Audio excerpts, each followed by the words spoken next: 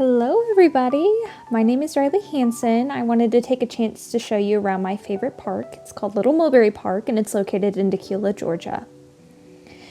And so here is a map and it shows all the hiking trails and the topography.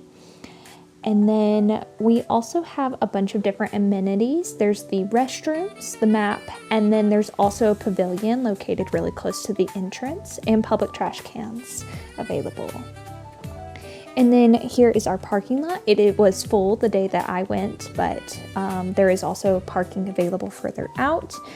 And there are paved walking trails that you can either bike or walk on.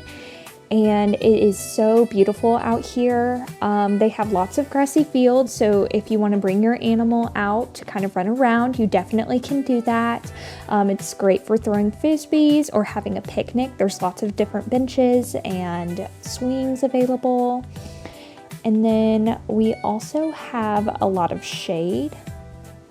And then there's also a bunch of wooded hiking trails. Those are also paved. It switches between being paved and unpaved, but those are also very, very popular. There's lots of different kinds of trees. It's very, very beautiful, very scenic.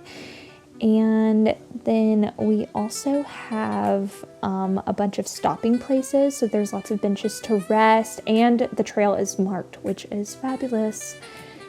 And then we also have, here's another marker. And so this goes down into the ravine. So you can actually see a little bit of a waterfall and it's kind of marked out with some topography and some handrails. It's very wheelchair accessible and very user-friendly. It's a little steep right here in this spot, but they do a really great job of making sure that it's maintained and usable. And then here is one of the mini bridges, and so these are all wood and it just kind of does a little bit for the ravine overlook. And sometimes whenever it rains, there'll be water and it's just so beautiful out here. And then here is a little bit of one of the creeks that runs through the area. There's lots of little places where you can get off the trail and kind of wait around.